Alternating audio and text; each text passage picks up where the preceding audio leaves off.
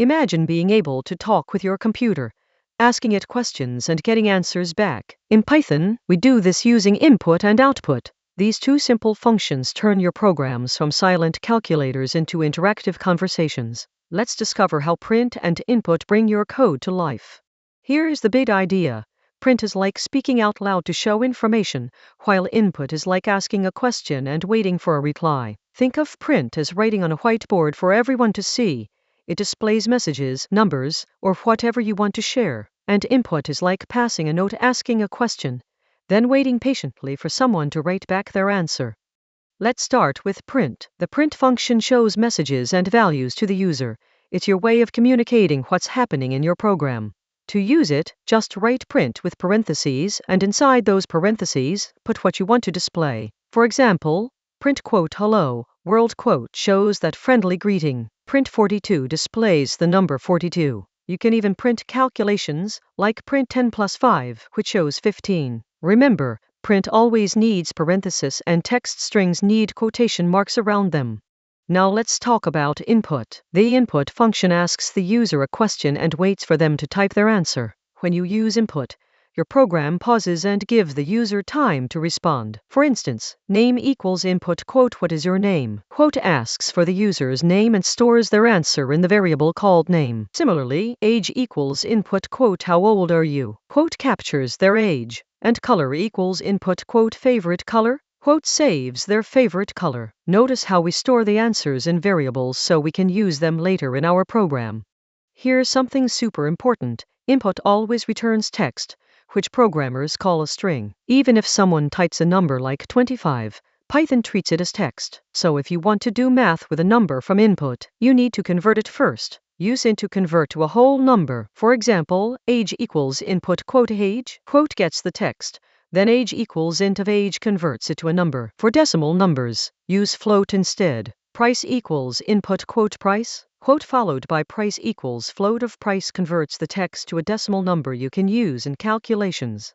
One of the coolest things about print is combining it with variables to create personalized messages. There are 3 common ways to do this. Method 1. Use commas. Print quote hello comma name displays hello comma then the value in name. Method 2. Use the plus sign to join strings together.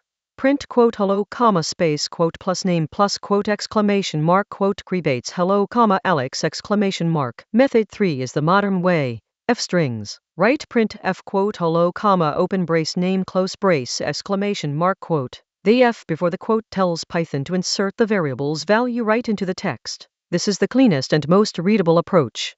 Let's quickly go over some common mistakes so you can avoid them. Mistake 1. Forgetting the parentheses. Print quote hello quote doesn't work. You must write print with parentheses. Mistake 2. Missing quotes around text. Print hello without quotes causes an error because Python thinks hello is a variable name. Always use quotation marks for text. Mistake 3. Trying to do math with input without converting it first. If age equals input quote age, quote and you try age plus 5, it won't work as expected because age is text. You must convert it with int of age first.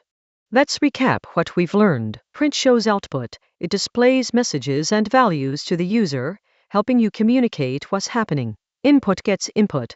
It asks questions and waits for the user to answer. Remember, input always returns strings, so use int or float to convert numbers when you need to do calculations. You can personalize messages by combining print with variables using commas, plus signs, or f strings. Always remember to use parentheses with print and input, and don't forget to put quotes around text strings.